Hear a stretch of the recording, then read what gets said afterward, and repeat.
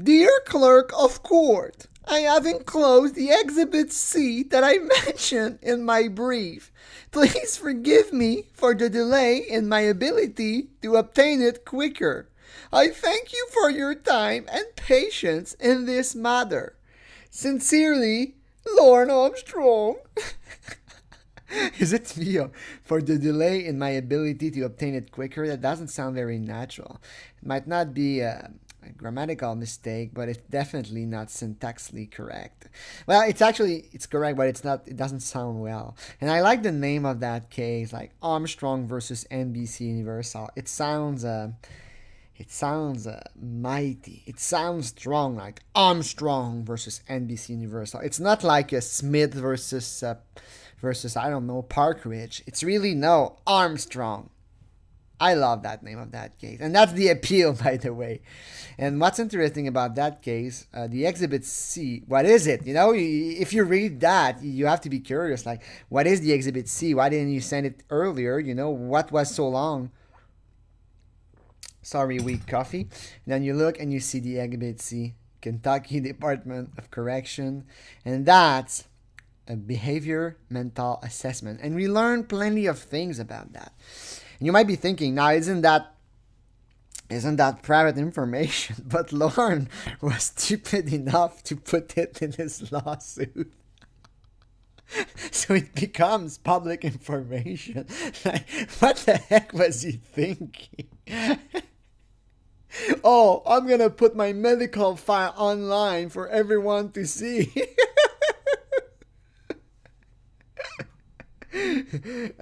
And we learned plenty of very interesting stuff. First thing you want to know, that's in 2009. So Lorne has been sitting in jail for about a year and a half now. He didn't even get sentenced at this. Yeah, he did get sentenced. So he knew he was going to be there for 3 more years. And that's transfer intake. So I guess that's the time he was transferred from...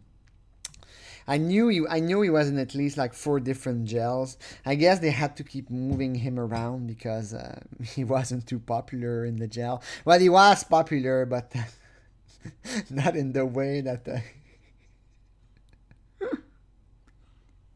But anyway, when they transfer you, they do a mental screening, and that's interesting. We're going to do it. We're going to read it. Current thought of self-harm. No. History of suicide attempt. No.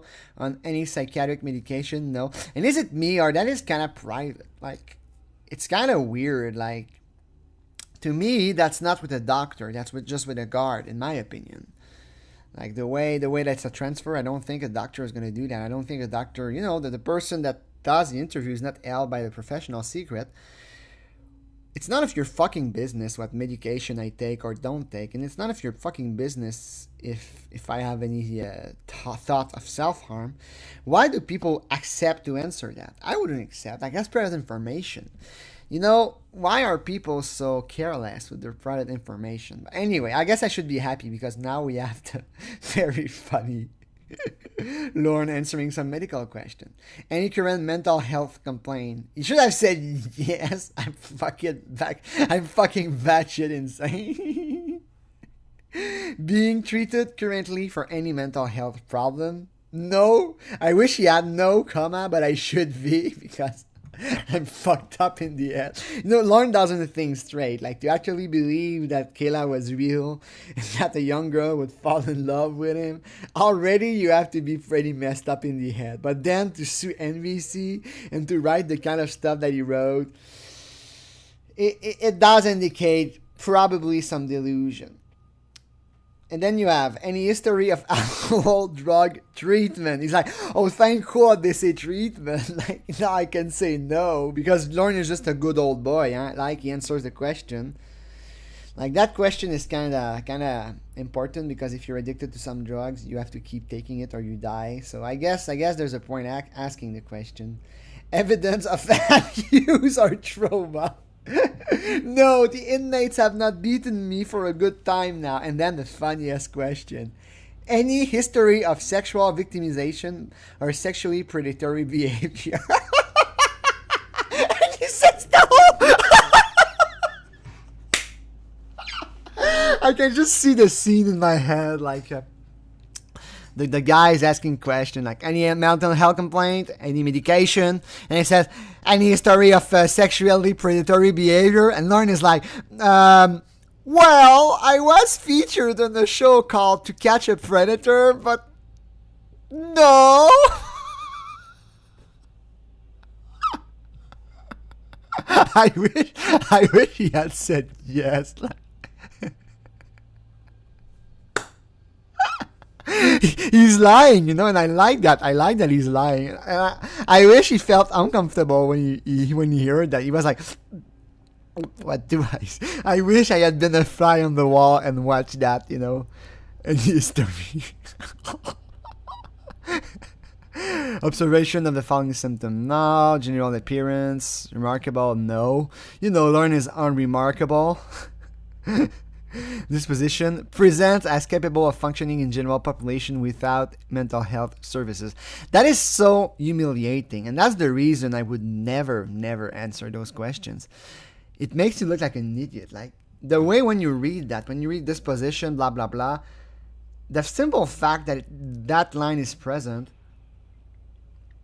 it makes you look crazy. Like, why do the guards take the time to write that? Like, oh yeah, the guy presents as capable of functioning without mental health services. It makes you look slightly erratic, I should like slightly not eccentric, but slightly crazy.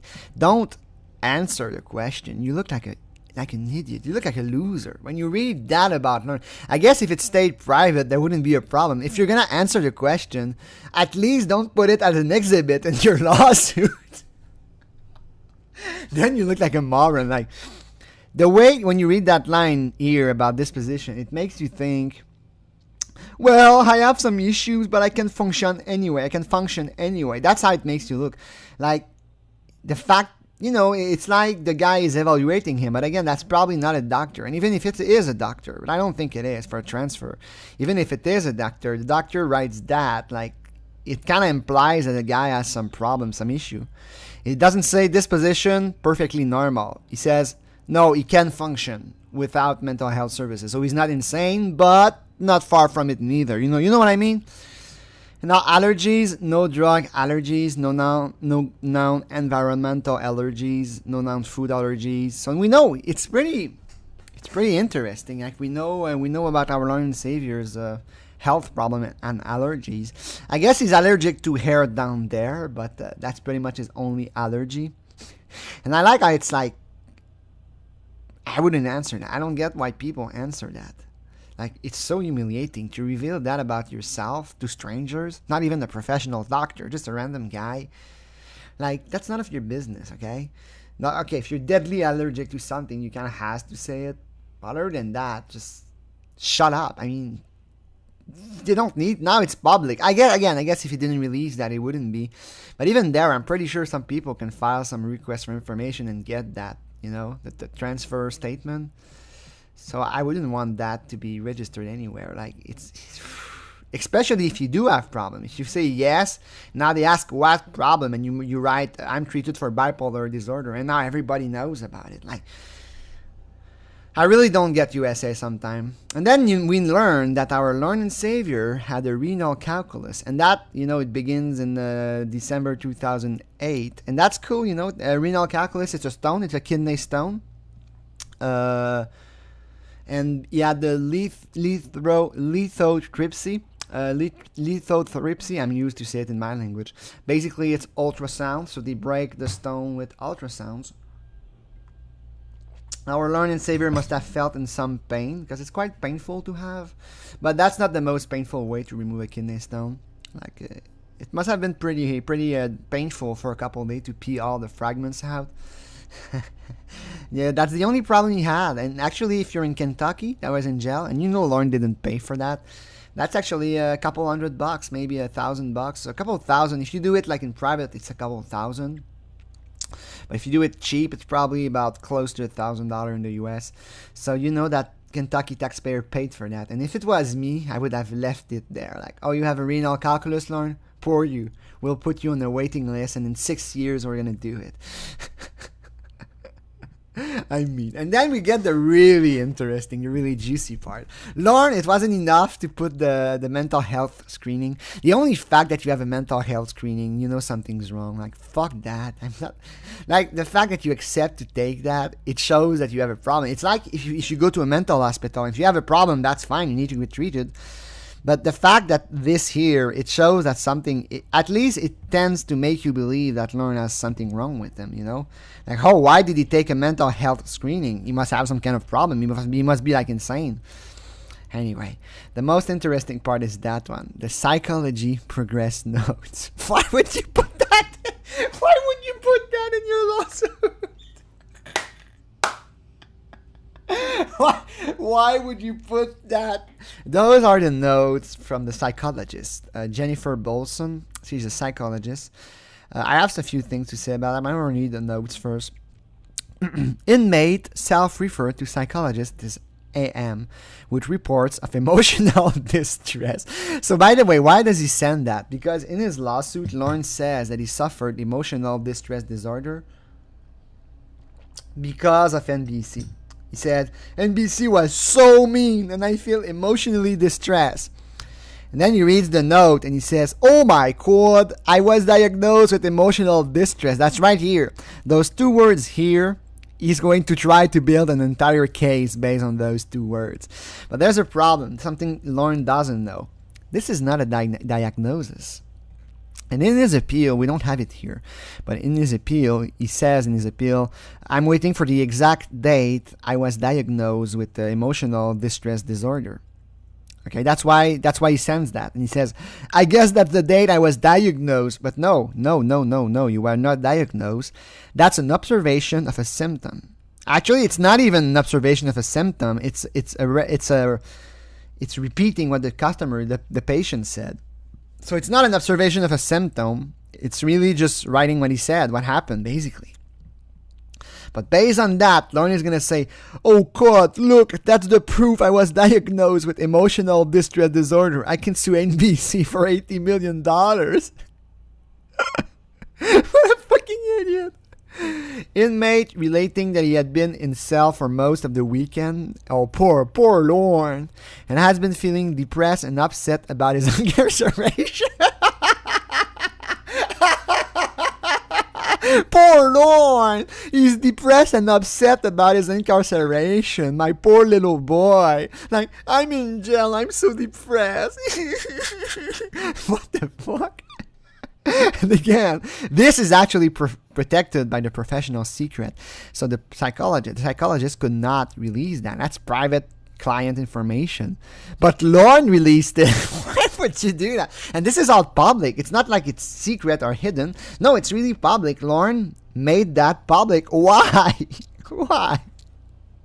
Inmate voiced concern about his life circumstances and his ability to manage in prison. I'm in prison. I don't like that. I wish I was free and I could go rape another girl. He voiced anxiety in relation to leaving the unit. I don't want to get into any trouble that might hurt my case. And he's referring to the case. What case, actually? NBC wasn't. I think NBC was about to start very soon. So he was preparing. I would have to check. Because we're in 2012 now. But I think it's 2000. I think he's about to sue NBC in July 2009. I would have to check. I think he had already been sentenced on. I'm gonna check now. I'm too curious. I'm gonna check. Alright, sorry for that. So he was referring to some of his appeal. You know, he was trying to get a new trial because NBC entrapped him. So that's why he's referring to, at this point, he's appealing the federal and the state convictions. The lawsuit against NBC is not even about to start. It's about a year and a half later than that. So that's what he's saying. Like, I don't want to get into any trouble because my appeal might be affected and I won't get free. What a fucking idiot. And then she says, discuss inmates' coping skills thus far and ways that he can continue to try to take care of himself during sentence. That is kind of sad. Like, inmate able to emotionally de-escalate with some support. So when he showed, he was probably very, very like emotional, very Like, you know, someone having a crisis. He probably arrived there with a big crisis, like, I can't stand this anymore. And then we have the most interesting part. He denies SI. SI is suicidal intent. HI, I think it's self-harm intent. Let me just make sure, 100% sure. I should have done that before. Let me. HI is homicidal intent, so basically killing someone. I guess they don't give a shit if he harms himself. If he dies, though, the place might get sued, and the prison don't want that, you know. Like, his family might sue the jail, and they might make money because they cannot, you know, they have to protect him from dying. And same for murder. Like, if you murder someone, you can sue the jail, blah, blah, blah. And I thought it was self-harm, my bad. And then she says, mood was depressed, but thoughts were relevant. That in psychology. In psychology, it's quite interesting. What she's saying is that the guy was coherent. He wasn't gone. You know, he wasn't incoherent. He wasn't like going, how can I say? Basically, read his lawsuits against NBC. You'll see what I mean, being incoherent and not making sense. That's what she's saying. Like, he's there. You know, I ask a question, I can get a reply, and the reply makes sense. It's not like, Lorne, how are you feeling today? Baloney! You know what I mean. That's what she means. Inmate will continue to utilize general services for support as needed. And Jennifer Bolson, psychologist. Okay. What I have to say about that, it's not great. And you can see he came in the afternoon, in the morning, and she wrote that at the end of her day. It's a bit early for psychologists to write notes. I would really expect, I guess she was in a hurry to get home. I can't blame her, you know, to work in the jail. But if I read that, it's very superficial and it's very not good. It's not a good progress notes. It's just, I mean, the only time she really says what she did is about his coping skills. And we know what it is. She told them like to meditate, and Lorne talks about that in one of his lawsuits. But for a psychologist, you would expect more. If I was a psychologist and that was a client, I don't know. You need therapy. That's obvious. But is it worth it? Is it worth giving therapy to Lorne? I guess she didn't give a damn. Like, the way she writes, she's professional, but you can see she doesn't care. What she writes, it's very thin. It's very basic. Any psychology student can write something like this easily. And she goes through a checklist like, okay, it seems rushed. It actually took her 4 minutes to write that. And that's probably the most time she spent on Lorne. And the way she says, inmate will continue to utilize general services for support as needed. It's really a line like she's doing the bare minimum. That's what I would say. Her notes are the bare minimum of it. And the only reason, she doesn't seem to care a bit about him. The only reason she writes that is because when you ask to see a psychologist, they're going to have some trace of it. Just in case of a lawsuit, okay? Like in case, let's say Lorne does kill himself. And then that note is not here. You can sue the jail. But let's say Lorne kills himself and there's that note. Well, a psychologist can go and say, no, I asked him about suicidal intention. He didn't say so. He said he wasn't going to kill himself. I didn't know. And now it's okay. So the only reason she writes that is because she wants to protect the jail and her from getting sued. And I can't really blame him because Lorne is a piece of shit. But you can see that she doesn't give one single damn about helping him. She says, with some support, emotionally de-escalate. That is so meaningless. Like, what happened exactly? What did you say? What are the things that help him calm down? Did you talk about the future? Did you talk about his childhood? Did you talk about his mom? Did you say, for example, Lorne, think about your mom. You're going to see her again one day. She needs you. She loves you, blah, blah, blah. We don't know what was said. And I'm guessing very little was said. It's probably just Lorne. I don't know. What day was that? Like, that's December 7th, 2009, I think. Yeah, that's probably Lorne didn't want to work. I don't know. Let me just check. That's December 7th. That's a Monday. Okay, that's a Monday. Maybe Lorne didn't want to go to the work. He didn't want to go to work, so he went to see the psychologist to have a talk. And for a psychologist, I can't really blame her because this is a fucking child wannabe rapist. This is a piece of shit. So I wouldn't bring out my best tools to help him. And you know it's not going to help him because he's fucking insane. He's too far gone. But Yeah, it's very superficial, very, it's not bad, it's professional written, but there's not much in it. It's really, I'm guessing she did that very quickly, like somebody like taking an order at a restaurant. And she follows the protocol that she's supposed to follow when she writes notes. Very lax details, very rushed. Exactly what I said. So now we have another one. We're gonna read it, and that's actually that's actually like May, like 6 months later, like in March. That's actually before his transfer. So I'm guessing, Lorne, you cannot see psychologists that often. There's a long waiting list. And let's see what happens. The same no, it's not the same doctor. That was Jennifer Bolson. And also the point of a note is, indeed, if you see a new psychologist, you can give the notes to another psychologist. But if we go with the theory that the psychologist doesn't want to help him, and it's quite obvious that she doesn't give a damn about him, and I don't blame her, that's really to protect themselves from a lawsuit. Let's see if the new psychologist is better. So in March 2. So that's right. No, actually, that's in 2009. Okay, it was about, maybe she just quit. Maybe she talked to Lorne and she says, "Fuck, I cannot do that job anymore," and she quit. That's the same place, Kentucky Department of Correction. Seems to be, no, that's a Luther Correctional. So he talked to another psychologist, Tiffany Roby, at the same place. Okay. Met with Mr. Armstrong for scheduled appointment. The inmate was alert and fully oriented. That doctor is much more symptom oriented. That one was really repeating what he said, and that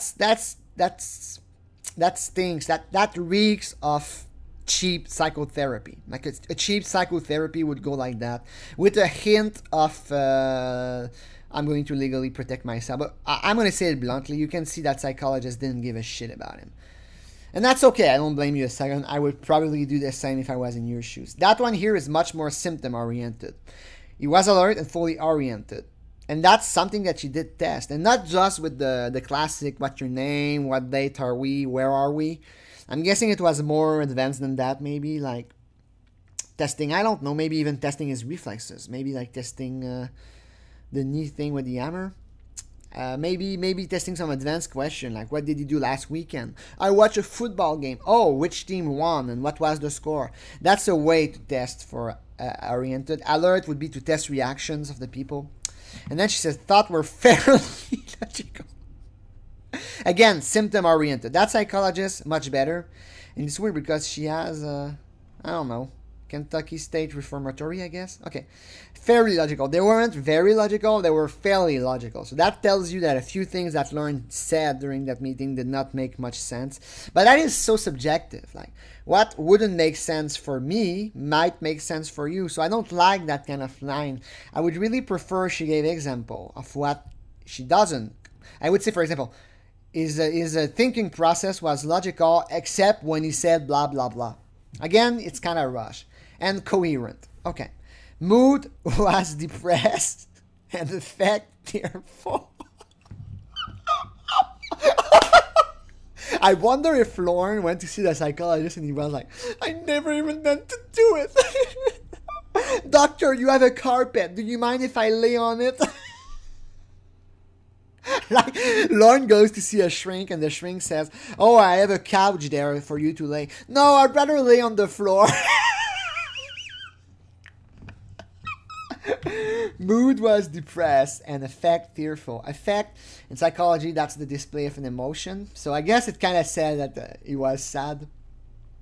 The inmate denied SI, and that is, again, I don't know, but it's a scheduled appointment, and I guess she has to write it because, it's to protect themselves legally. But the way she asks, it's kind of a mean question. It doesn't really establish trust between people. Like, let's say I'm a psychologist and I want to do a good job and I have a patient and he's crying. I wouldn't say, sir, do you plan to kill yourself? It's kind of mean. You would go like, listen to him. And you can say, the way it's very superficial. She doesn't go into what he said or what exactly happened. Like, why are you sad? That's the first question. What's going on? And he does say in another document, he was crying. There's another psychologist that says, Mr. Armstrong was crying and he said he did not belong here.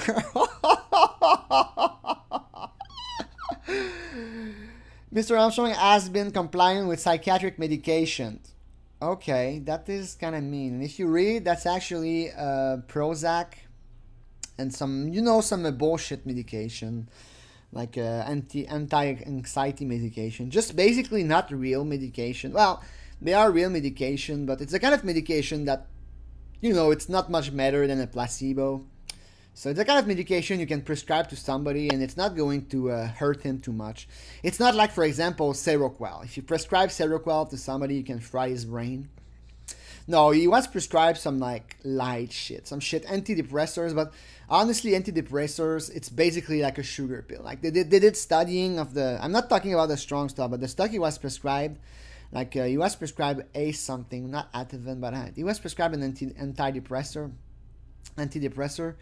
and they show that it's basically not much more effective than a sugar pill. So it's not too harmful. There's no real like secondary effect or stuff like that. But it's not really useful neither. It doesn't really do much. Like you could actually give him sugar pills, and that would at least give him some calories. So when he says complying with psychiatric medication, it makes you think like he's on strong stuff. Like, oh, maybe he's having some paranoid delusion, and maybe he's hearing voices, and maybe he's schizophrenic.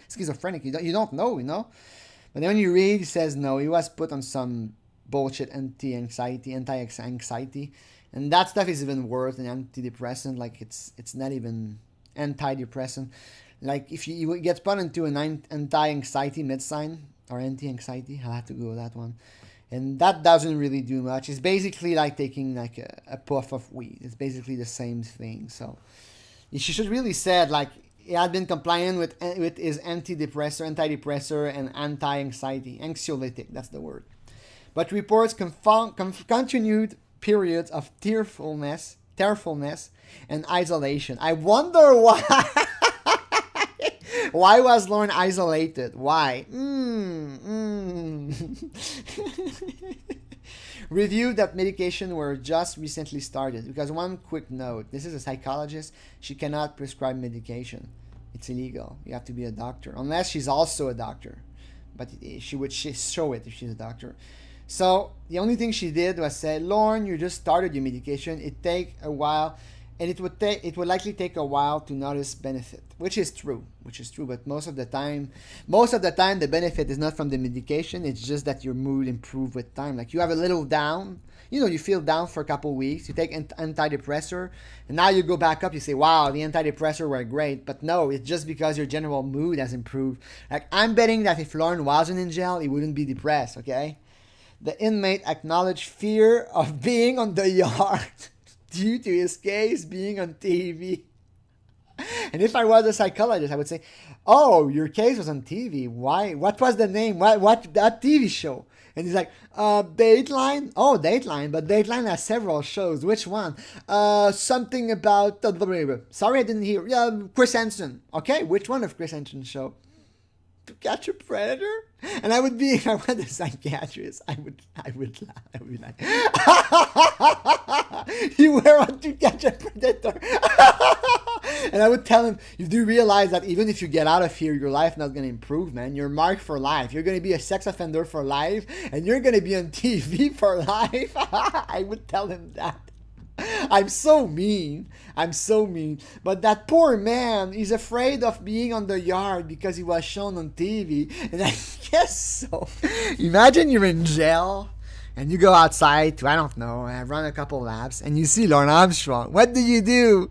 I would point him and say, hey, that's Lorne Armstrong. He tried to rape a 13-year-old girl. Look at him, people. And imagine you're Lorne Armstrong and everybody turns to look at you and everybody looks at you like, Lorne Armstrong, yeah, he hit on a little girl. He tried to rape a little girl. He wanted to come in his mouth and he wanted to have her play with his ball. And he wanted to lick her pussy and he wanted to rape her and And imagine you say that and every inmate is listening to you and now everyone looks at Lorne. That might be why he's afraid of being on the yard. And you can see the psychologist doesn't give a damn about it. He's just... At least she does say what was said in the meeting, but she doesn't say what she replied to. What would you reply to that? Let's say you're a psychologist and Lorne comes to you and says, oh, God, I'm afraid to go on the yard because my case was on TV. What would you say? There's nothing you can say. You can say, well, don't go on the yard then. Just stay inside, and hopefully you'll have at least 5 guards around you at all times. He agreed that he needs to develop coping skills other than isolating itself. That is so meaningless. Like, psychologist says, Lorne, you cannot stay in your cell all day long. Like, he was put in isolation for a while. I think he was just coming out of it. And, like, what coping skills? That's what I would have to love. You're a psychologist. You earn a lot of money, and that's fine. I have no problem with people making money. But can we agree that you have at least said, well, maybe we can put you in the same cell at Dustin McFetridge and the other predators from Kentucky, you know? Maybe we can do that. Or maybe they could have shipped him to a prison far away. I guess he committed a crime in Kentucky. He has to be locked up in Kentucky. But I don't know. I mean, what kind of coping skills is Lorne supposed to develop in jail where everybody knows who he is? Like, you tell him, for example, go to the gym? I don't know. Like, what would you tell Lorne? Lorne, you could read books or meditation. I guess that's the only thing you can do. And he actually did that. And then the psychologist read that and she's like, yeah, that's kind of short. Because honestly, progress notes, I really expect something more developed than that. That does show she doesn't really care about him. Then she says, that's kind of short. I have to add something. Positive coping skills were reviewed. Support and encouragement were provided. Like, that doesn't really mean much. What positive skills were reviewed and what kind of encouragement? Like, what would you say to him? If you're a psychologist, you say, it's gonna be okay, Lorne, you're gonna be fine, blah blah blah. That's bullshit. I expect better from a psychologist than just oh, Lorne, I'm gonna support you, you poor man, you're gonna be okay. And then she says, plan session schedule on 3/26, so in 24 days. That's a long time between 2 sessions, but I guess it's free. It doesn't pay for that. And psychologists, even if it's a 30-minute meeting, psychologists like that, a 30-minute meeting is like $100, and that's paid by the taxpayer, by the way. And all that for that $100 for that. Pretty crazy when you think about it. Like, that's nothing. The only time she really talks about something like being even remotely useful from a psychological point of view, about talking about the medication. That is slightly useful, but I could tell that, like, I know an antidepressant takes about a month or 2 months to act, if ever. But again, that's usually placebo. At least for mild to moderate depression, not major depression. I have to be careful here. And then you have the envelope. And I guess he felt proud. Why would you do that? Why would you send that anyway? I don't understand what his strategy was to send his medical file. And even the psychologist, she's very professional because Lorne Armstrong, he's an attempted child rapist. And you know, the chat log was posted online. And I wonder if the psychologist says, Lorne Armstrong, let me Google him really quick. And then she found the chat log. That's pretty weird. I guess you have to be super professional. You can't let that affect you.